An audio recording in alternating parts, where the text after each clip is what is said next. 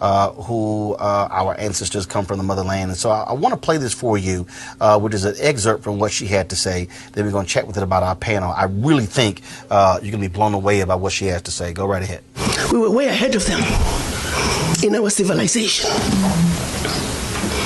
They set out to destroy us. And Berlin Conference put the nail on that coffin. So they gave Djibouti the same sovereignty as the United States. They gave Burundi the same sovereignty as China. They gave Togo. You see, the EU realizes individual little countries, they can't survive on the world stage. So they come together as the European Union. Now picture this now. So they cut up this Africa into the tiny little countries, small economies that could never survive on their own, but gave them the same sovereignty as the big boys. So that way, when the little bitty countries go to the world stage for the purposes of development and discussing trade, they're wannabe boxers who are being thrown into the heavyweight boxing ring every day. How do you put China in the same boxing ring with Eswatini? Eswatini has 1.2 million people. China has 1.4 billion people. And you put them on the same stage and say, go at it, negotiate. Are you with me? Yes. This is insanity of the highest order. How have we allowed this carnage to go on? When Eswatini is thrown in the same boxing ring with China and Eswatini collapses before Eswatini even gets on the stage, the world says, well, Eswatini, what's wrong with you? Why can't you take care of your people? Well, China came in and said, Eswatini, give me all your gold or else. And if Eswatini does not agree, they just go on next door to Lesotho and give Lesotho an extra $1.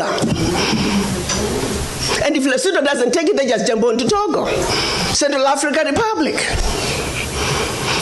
It was all by design. 1884. They did something else in addition to chopping us up.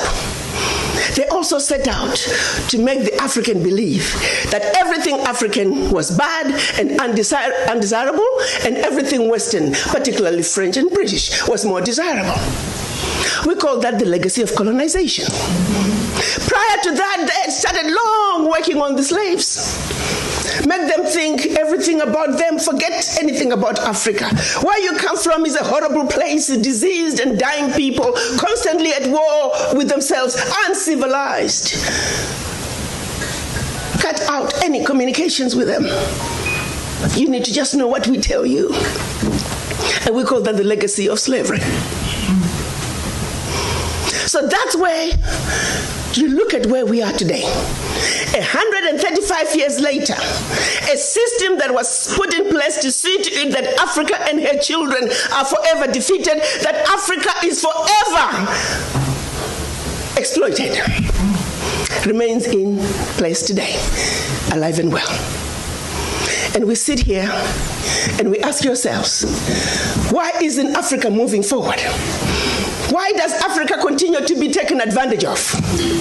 Well, I'll tell you why, very simply. Until Africa comes together as a continent speaking with one voice, one continent, one people, nothing, and I repeat, nothing is gonna change. As individual little African countries, we are wannabe boxers. We will never make it fighting against the heavyweights. We must speak with one voice. Yes. And this is exactly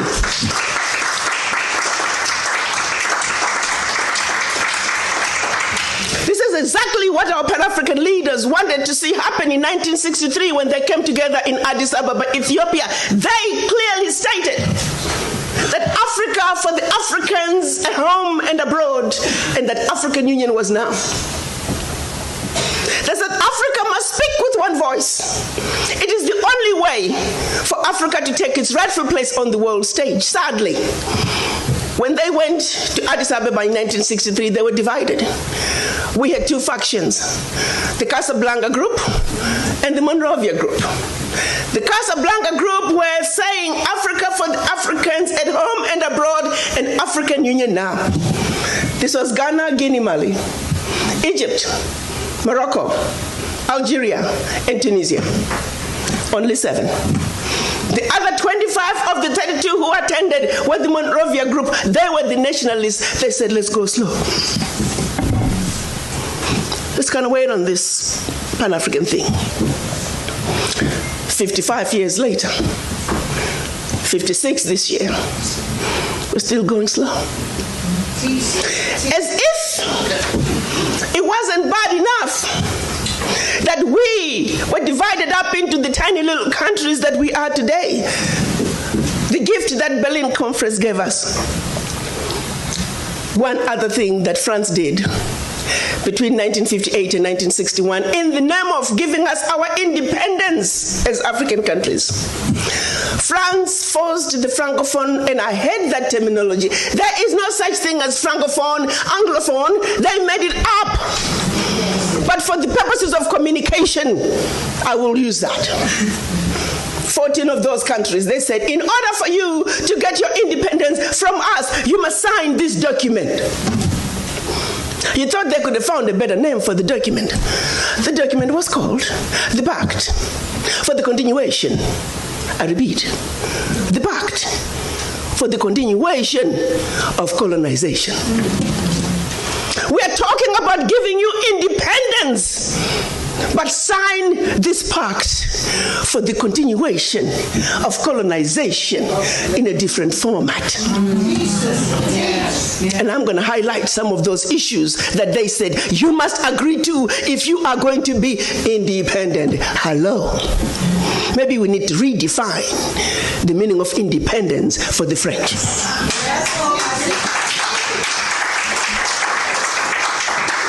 First, France said, you see, you monkeys, you don't know how to manage your money. We're going to demand that you deposit 85% of your bank reserves with the French Minister of Finance. Under the French Central Bank, under the control of the French Minister of Finance. France is then going to take your 85% bank deposits from each and every one of you. Deposit those funds in the French stock market under the French name. And you may or may not know the returns. Today, as we speak, the latest figures are saying for every 14 billion that France invests in the stock market from Africa, they are realizing upwards of 300 billion in return.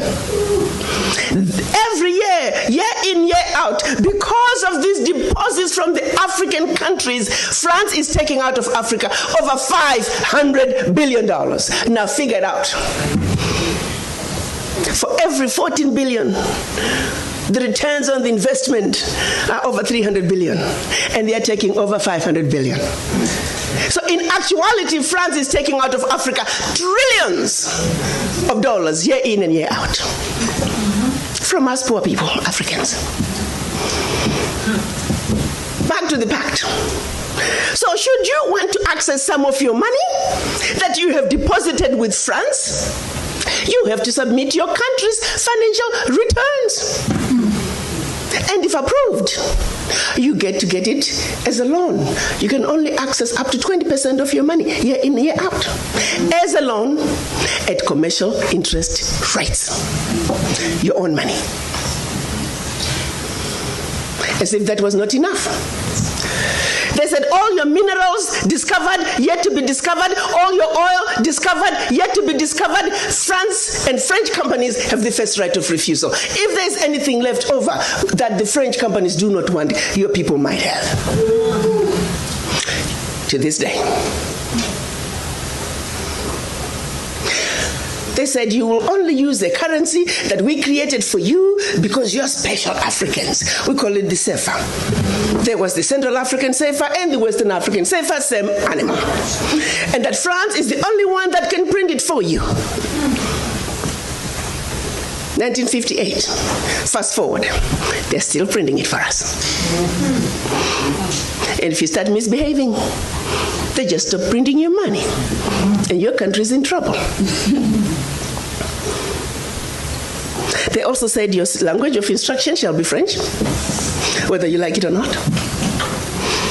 That France will have military presence in your country, that your military can only be trained by France, that you can only buy military equipment from France, that you cannot have any military alliance with your neighbor, and that in the event of war, your allegiance is only to France. And furthermore, because they have military presence in your country, they can invade you without notice should they feel that the interests of France in your country are being violated. Teach, sister, teach. Speak on, sister. Fast forward, 2019, nothing has changed. The same people who have the audacity to tell us that we are poor countries, they are taking trillions out of Africa every year. And what is the African doing? Like an obedient, programmed black man, we just give in. We know the facts, but we just do nothing about it. Now, you have to say some of the fears are real, because if France that has sold you inferior equipment to theirs, France that has trained your military to be inferior to their military, they are now in your country. They can invade you. They have the permission to do so. They can destabilize you. And then one might say, why is it that African leaders haven't done anything about this deplorable situation? Well, let me tell you, my brother and sister, they have tried. Documented to this day, 22 coups where leaders were assassinated. France had something to do with it. The first 7, when they decided they were pulling out of the CFA and that they were going to print their own money, they were assassinated. Every time an African leader has tried to do what's best for their country, they were assassinated. Majority of them aided by France. It's a known fact. And then others, they were just mercenaries who felt that when there was a natural resource discovered in one country, they wanted to create a coup. So while the country is thrown into a civil war, they're siphoning the natural resource. We know of one particular story that had we not known about it, it would have been, oh, there we go again, the Africans. In about 25 years ago, a group of young, rich white kids were having fun in Cape Town. They found out that there was oil in Equatorial Guinea that had just been discovered, and they wanted it. So they set out a plan to have a coup in Equatorial Guinea. So while the Guineans are busy fighting a civil war, they will be siphoning the oil. But they made one mistake. There were 2 planes. One was to leave South Africa, stop in Zimbabwe, pick up more ammunition on their way to hunt in Equatorial Guinea. Another plane was taking off in the Caribbean that had this puppet diaspora who was supposed to be the next president. Mugabe wondered why such young people needed such powerful ammunition to go hunt in Equatorial Guinea. In doing his research further, he found out that this was a coup in the making. He allowed them to land in Zimbabwe. They loaded their plane, and just before takeoff, they were all arrested. The ringleader of that group was none other than the son of the former Prime Minister of the United Kingdom, Margaret Thatcher. She had to fly to Zimbabwe and paid handsomely to get her son out. The last one of those prisoners left Zimbabwe about 6-7 years ago. Had these young people succeeded, it would have been another coup. There you go, the Africans again. Such, my brothers and sisters, is the story of your Africa. They don't do coups anymore. They simply create instability. So when you hear of an instability in an African country, ask yourself, what is really going on? Because what they are telling you is really going on is just a shiny object. The real issue is over here. And you need to stop before you start being used as an instrument of your own self-destruction.